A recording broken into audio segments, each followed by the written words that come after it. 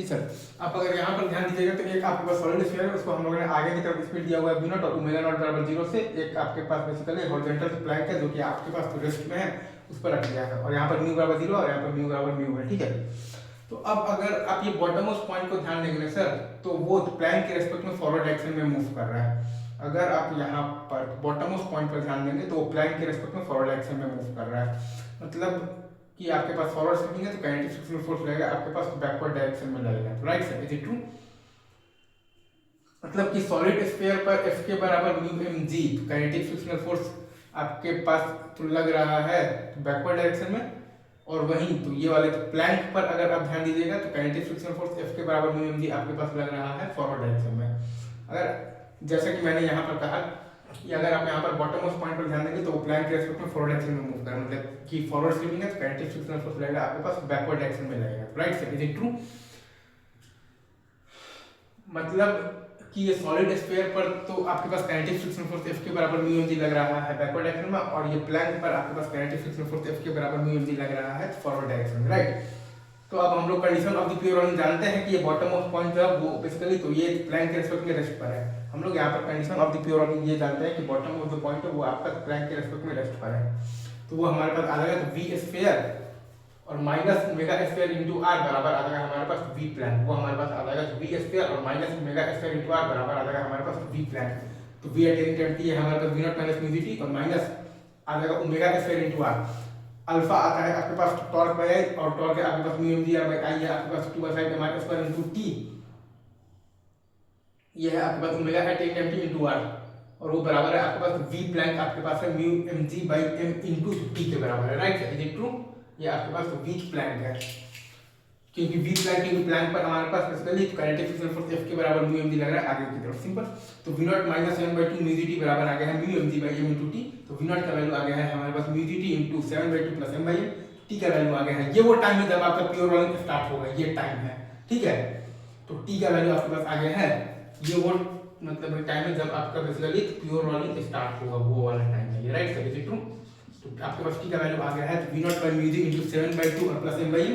तो v pure rolling आपका आ गया है v not into 1 minus 1 by 7/2 plus m by m, और ओमेगा प्योर रोलिंग आपके पास आ गया है 5/2 into v not by r into 1 by 7/2 plus m by m, ठीक है सर। अच्छा, अब अगर आप यहाँ पर ध्यान दीजिएगा तो अब जब प्योर रोलिंग स्टार्ट हो गया है तो उसके बाद तो फ्रिक्शन का वैल्यू आपके पास 0 हो जाएगा, क्योंकि a square minus alpha is equal to a plank चाहिए, तो फ्रिक्शन का वैल्यू 0 होगा, तो बेसिकली तो ये भी 0 और ये भी 0 और ये भी 0, तो आपका काम यहाँ पर हो जाएगा, ठीक है। आई गेस आप ये कॉन्सेप्ट अच्छे से समझ लोगे, आगे बढ़ते हैं सर। अगर आप यहाँ पर ध्यान देंगे तो यहाँ पर आपके पास दिया हुआ है कि हॉलो स्फीयर है, जिसको कि हम लोगों ने आगे की तरफ स्पीड दिया हुआ है v नॉट, ठीक है, और ओमेगा नॉट बराबर 0 से एक बेसिकली हॉरिजॉन्टल प्लेन के ऊपर तो रख कर तो छोड़ दिया है, ठीक है। और ये यहाँ पर आपके पास म्यू बराबर 0 है, और यहाँ पर आपके पास मतलब कि आपके पास म्यू बराबर म्यू है। तो अब अगर आप ये बॉटम मोस्ट पॉइंट पर ध्यान देंगे तो वो प्लैंक के रिस्पेक्ट में फॉरवर्ड डायरेक्शन में मूव कर रहा है, मतलब कि फॉरवर्ड स्वीपिंग है तो काइनेटिक फ्रिक्शन फोर्स आपका लगेगा बैकवर्ड डायरेक्शन में। अगेन मैं फिर से बोलूं, अगर आप यहाँ पर बॉटम मोस्ट पॉइंट पर ध्यान देंगे तो वो प्लैंक के रिस्पेक्ट में आपका यहाँ पर फॉरवर्ड डायरेक्शन में मूव कर रहा है, मतलब कि फॉरवर्ड स्वीपिंग है तो काइनेटिक फ्रिक्शन फोर्स आपका लगेगा यहाँ पर बैकवर्ड डायरेक्शन में लगेगा, राइट। तो हॉलो स्फीयर पर आपके पास काइनेटिक फ्रिक्शन फोर्स F के इक्वल टू म्यू mg लगेगा बेसिकली तो बैकवर्ड डायरेक्शन में, और वहीं आपके पास प्लैंक पर आपके पास काइनेटिक फ्रिक्शनल फोर्स F के इक्वल टू म्यू mg लगेगा तो फॉरवर्ड डायरेक्शन में। हॉलो स्फीयर पर आपके पास काइनेटिक फ्रिक्शनल फोर्स F के इक्वल टू म्यू mg लगेगा बैकवर्ड डायरेक्शन में, और प्लैंक पर आपके पास काइनेटिक फ्रिक्शनल फोर्स F के इक्वल टू म्यू mg लगेगा आपके पास फॉरवर्ड डायरेक्शन में, ठीक है सर। अच्छा, अब हम लोग ये चीज जानते हैं कि प्योर रोलिंग का कंडीशन में ये होता है, उसमें ये आता है कि ये जो बॉटम ऑफ द पॉइंट है वो आपका ये प्लैंक के रेस्पेक्ट में रेस्ट पर है। हम लोग ये जानते हैं कि प्योर रोलिंग के कंडीशन में आपके पास ये आता है कि ये जो बॉटम ऑफ द पॉइंट है वो आपका प्लैंक के रेस्पेक्ट में रेस्ट पर है। प्योर रोलिंग के कंडीशन में ये आता है कि बॉटम ऑफ पॉइंट है वो आपका प्लैंक के रेस्पेक्ट में रेस्ट पर है, मतलब कि v स्क्वायर माइनस आपके पास बेसिकली आता है ओमेगा स्क्वायर इनटू r, और वो बराबर आता है आपके पास वीक प्लैंक के। तो v square minus omega square into r is equal to आता है आपके पास वीक plank. v square minus omega square into r बराबर आता है आपके पास वीक प्लैंक के।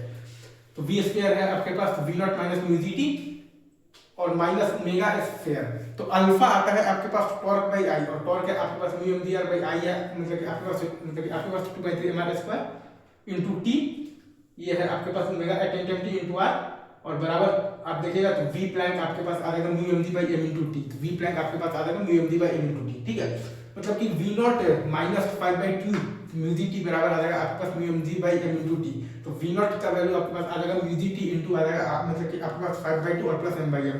तो टाइम, तो ये वो टाइम है जब आपका प्योर रोलिंग स्टार्ट होगा, तो वो टाइम आपके पास आ जाएगा V naught by mu G 5/2 और plus M by M, V naught by mu G और 5/2 और प्लस एम बाई एम। तो वी प्योर रोलिंग आपका यहाँ से आ गया है, तो वी नॉट इंटू, अगर आप ध्यान दीजिएगा तो वी प्योर रोलिंग आपका यहाँ पर आ गया है, तो वी नॉट इंटू अगर आप ध्यान दीजिएगा तो 1 माइनस आ जाएगा आपके पास, तो 1/5/2 और प्लस एम बाई एम। आपके पास जो वी प्योर रोलिंग आएगा वो आपके पास आ जाएगा वी नॉट इंटू 1 माइनस आ जाएगा आपके पास 1/5/2 और प्लस एम बाई एम। तो वहीं से आप मतलब कि आपके पास जो ओमेगा प्योर रोलिंग आएगा वो आएगा आपके पास 3/2 इंटू आ जाएगा आपके पास वी नॉट और बाई आर आ जाएगा, right sir, is it true? ये चीज आई गेस आप बहुत अच्छे से समझ पा रहे हैं। और इंटू आ जाएगा आपके पास तो 1 बाई आ जाएगा 5/2 और प्लस एम बाई एम, ये आपके पास ओमेगा प्योर रोलिंग आ जाएगा।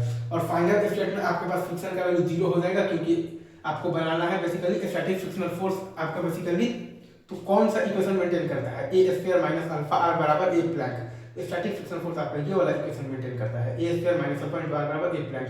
तो जब फ्रिक्शन का वैल्यू 0 हो जाएगा तो ये भी 0 हो जाएगा आपके पास, ए स्क्वायर भी 0 और अल्फा भी 0, तो अल्फा इंटू आर भी 0 और आपके पास ए प्लैंक भी 0।